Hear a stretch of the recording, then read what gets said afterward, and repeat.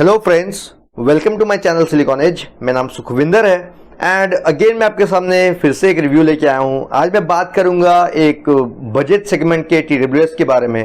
तो मैं बात कर रहा हूँ बोट की तरफ से आने वाले Airdopes 481V2 true wireless earphones के बारे में। ये ट्रू वायरलेस ईयरफोन्स आपको 2000 के अंदर मिल जाते हैं। उस प्राइस में ये कैसा प्रोडक्ट है, इसकी माइक क्वालिटी कैसी है, साउंड क्वालिटी कैसी है और इनका गेमिंग परफॉर्मेंस कैसा है, सब मैं आपको दिखा दूंगा। उससे पहले जल्दी से इसके अनबॉक्सिंग एंड बिल्ड क्वालिटी देख लें और अगर आपने मेरा चैनल सब्सक्राइब नहीं किया तो प्लीज फ्रेंड्स सब्सक्राइब करें। चलिए आगे बढ़ते हैं। तो आप अगर इसे अनबॉक्स करते हो आपको बेसिकली ये सारे आइटम्स मिलते हैं। साथ में आपको एक फैक्ट कार्ड मिलता है जिसपे कुछ भी इश्यूज रहते हैं तो उनसे रिलेटेड क्या ट्रबल शूटिंग आपको लिखा रहेगा। इस पे आपको ये सब मिल जाता है। इस पे आपको एक बोर्ड का ये जो कार्ड मिलता है बाय डिफॉल्ट, ये तो हमेशा मिलता है बाकी सारे ईयरफोन्स के साथ। फिर आपको एक वारंटी कार्ड मिलता है और लास्टली आपको आपका मैनुअल मिलता है। इस पे स्पेसिफिकेशंस और पेयरिंग कंट्रोल्स वगैरह सब मेंशन रहते हैं। आप देख रहे होंगे सब कुछ मेंशन है। इस पे देखिए स्पेसिफिकेशंस भी लिखे हुए हैं। इसके अलावा आपको एक टाइप सी केबल मिलता है जो इसे चार्ज करने के काम आता है क्योंकि इस पर टाइप सी सपोर्टेड है। और लास्टली आपको आपका केस मिलता है जो कुछ इस तरह से दिखता है। आप देख रहे होंगे पूरी मिरर फिनिश है, शाइनी फिनिश है। पूरी बोर्ड की ब्रांडिंग ऊपर मिल जाती है आपको। नीचे की तरफ आपको स्पेसिफिकेशंस नज़र आते हैं लिखे हुए। और अगर आप आगे की तरफ जाओगे तो यहाँ से ओपन होता है। ये मैग्नेटिक केस आप देख रहे होंगे, मैग्नेटिक है केस। और आपको साइड की तरफ यहाँ एक LED इंडिकेटर मिलता है जो कि केस का चार्जिंग लेवल बता देता है और अगर बर्ड्स चार्ज हो रहे तो ये ग्लो करते रहेगा इस तरह से। और आपको एक टाइप सी पोर्ट मिलता है यहाँ पर, तो ये टाइप सी सपोर्ट करते हैं। अंदर बर्ड्स कुछ इस तरह से मिलते हैं। आप देख रहे होंगे बर्ड्स के ऊपर भी आप बोर्ड की ब्रांडिंग मिल जाती है और LED इंडिकेटर्स मिल जाते हैं। बर्ड्स भी मैग्नेटिक हैं। आप देख रहे होंगे बर्ड्स मैग्नेटिक हैं यहाँ पर। अब अगर बर्ड्स की बात करते हो तो आप देख रहे होंगे ये यहाँ कोई सिलिकॉन टिप्स वाला फंडा नहीं है, ये ओपन ईयर डिज़ाइन है। स्टेम थोड़ी लंबी लगी मुझे, स्टेम इनकी काफ़ी लंबी है। अब इन कंपैरिजन तो अगर आप दूसरे ईयरफोन्स देखोगे तो आपको स्टेम लंबी लगेगी इनकी। और आगे आप देख रहे होंगे प्लास्टिक बिल्ड है। केस और बर्ड्स दोनों फुल्ली प्लास्टिक मेड हैं। तो ये बिल्ड कुछ इस तरह से बर्ड्स की। इसके अलावा आपको बर्ड्स के ऊपर टच सेंसर्स मिलते हैं, दोनों टच सपोर्ट करते हैं तो यहाँ भी कोई कंप्लेंट्स नहीं है। और ये आपके केस पे इस तरह से अटैच हो जाते हैं।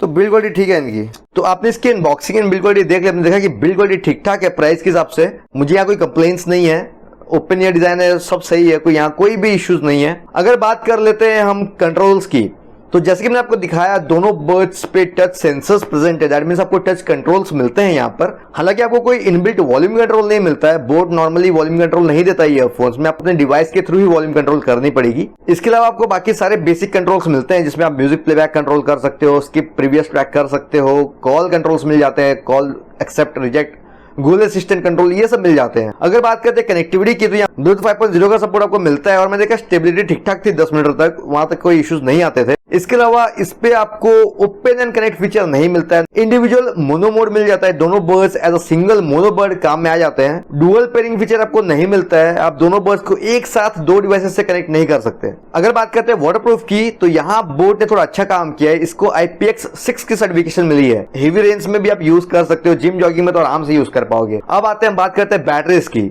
दोनों बर्ड्स में इंटरनल बैटरीज आपको मिलती है 40 mAh की और केस के अंदर इनबिल्ट बैटरी है 400 mAh की। तो देखिए बैटरी कैपेसिटीज तो अच्छी खासी है। अगर बात करते हैं चार्जिंग की, बोर्ड ने आपको ASAP चार्जिंग टेक्नोलॉजी दी है। दैट मींस 5 मिनट के बर्ड्स को केस में रखो, उसके बाद ये 100% वॉल्यूम में 35 मिनट तक चल जाता है। फुल चार्ज होने में थोड़ा टाइम लगता है, बर्ड्स को फुल चार्ज होने में 1 घंटा लग जाता है और केस को फुल चार्ज होने में 1.5 घंटे के आसपास लग जाते हैं। इसके अलावा कोई यहाँ टाइप सी का सपोर्ट दिया है जो कि एक अच्छी बात है। इस कम प्राइस में भी टाइप सी सपोर्ट दे रहा है बोर्ड, तो यहाँ कोई कंप्लेंट्स नहीं है। अब आते हैं अगर बात करते हैं म्यूजिक टाइम की, बोर्ड ने जो मेंशन किया है कि एक बार बर्ड्स अगर फुल्ली चार्ज रहते हैं तो इनका रेटेड म्यूजिक टाइम है 4.5 घंटे का। मीन्स आप लगातार 4.5 घंटे तक म्यूजिक एंजॉय कर सकते हो बर्ड्स के थ्रू, और केस के थ्रू आप 4 बार और चार्ज कर सकते हो। इस तरह से टोटल 23 घंटे का म्यूजिक टाइम बताया है बोर्ड ने।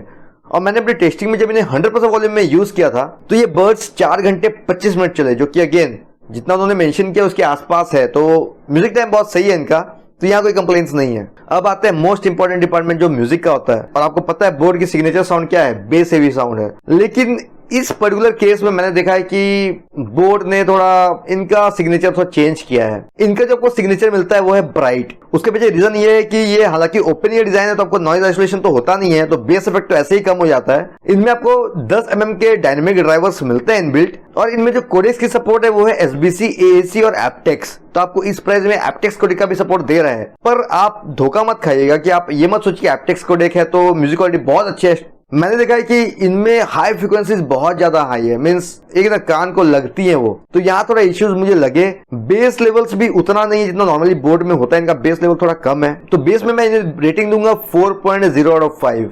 बेस कम है, ट्रेबल्स एंड वोकल्स बहुत हाई है। मैं अगर लेवल के हिसाब से बोलूं कि ट्रेबल्स कितनी है इसकी, तो 5 आउट ऑफ 5, इतनी ज्यादा ट्रेबल्स है। मीन्स अभी तक मैंने जितने भी ईयरफोन्स टेस्ट किए इनकी ट्रेबल सबसे हाई है, तो मुझे वो चीज थोड़ी पसंद नहीं आई। लाउडनेस की अगर बात करें तो लाउडनेस भी इसकी काफी थी, मैं नॉर्मली 50 से 60% में सुन रहा था, काफी लाउड थे।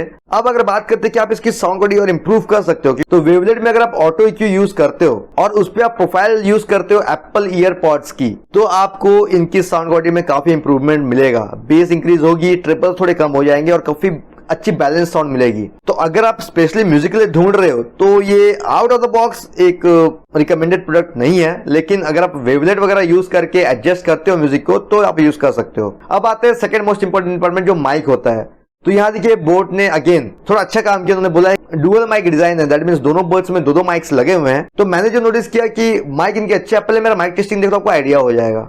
अब मैं आपसे इनके ही माइक से बात कर रहा हूँ। देखिए मेरी आवाज़ कैसी आ रही है, आपको समझ में आ रहा होगा इनका माइक कैसे काम करता है। डुअल माइक से तो काफ़ी सही पिक करते हैं नॉर्मल कंडीशंस में। मैं आपको धीरे बात करके भी दिखा देता हूँ। अगर मैं धीरे धीरे बात करूँ तो मेरी आवाज़ कैसी आ रही है, बंदा समझ में आ रहा है। प्राइवेट टॉक्स करूँ एक साथ, बहुत धीरे धीरे बात कैसी जाएगी। अब चलते हैं नॉइज़ी कंडीशन में, देखते हैं कैसे काम करते हैं ये।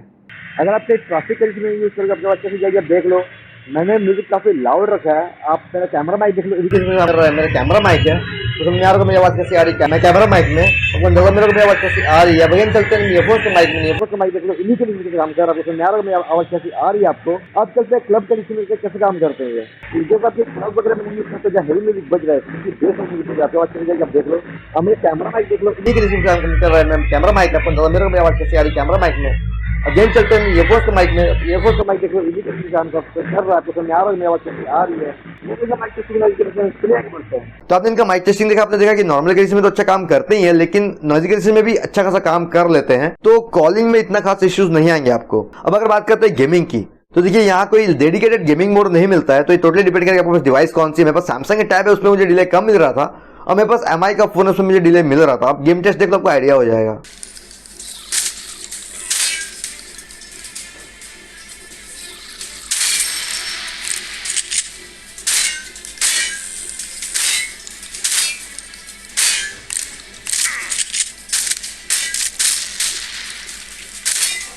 तो ये था इनका गेमिंग सेक्शन। चलिए आगे बढ़ते हैं।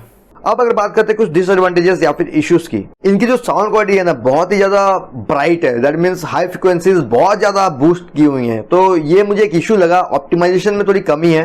तो अगर आप मुझे पूछो क्या मैं रिकमेंड करूंगा, तो देखिए, और आपको कॉल्स स्पेशली प्रेफर्ड है तो आप ले सकते हो।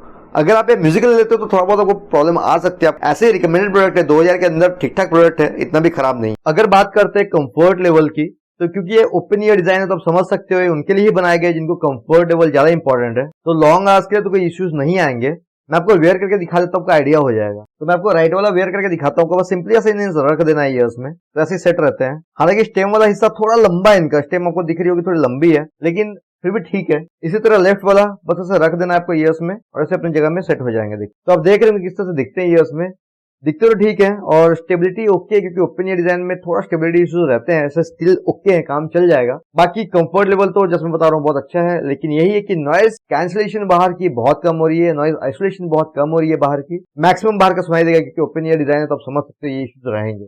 अब आप इनका पेयरिंग एंड कंट्रोल सेक्शन देख लो, आपको आइडिया हो जाएगा कि इसे पेयर कैसे करना, आपको कंट्रोल्स क्या क्या मिलता है। तो पेयर करने के लिए आपको बर्ड्स को केस से बाहर निकालना जरूरी है, क्योंकि इस पे ओपन एंड कनेक्ट फीचर नहीं मिलता है आपको।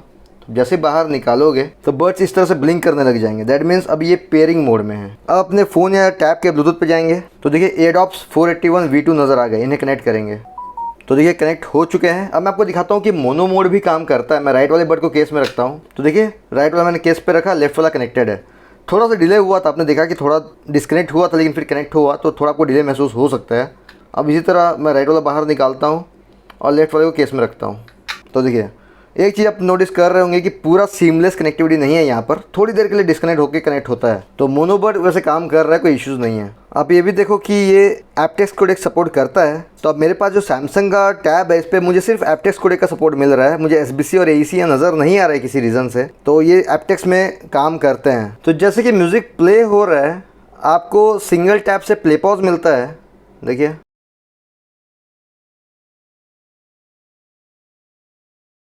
किसी भी बटन पर सिंगल टैप करने से प्ले पॉज होता है म्यूजिक। नेक्स्ट ट्रैक में जाने के लिए राइट वाले को डबल टैप करेंगे। प्रीवियस ट्रैक में जाने के लिए लेफ्ट वाले को डबल टैप करेंगे। और गूगल असिस्टेंट ऑन करने के लिए किसी भी बटन पे 2 सेकंड के आसपास टैप करके रखेंगे।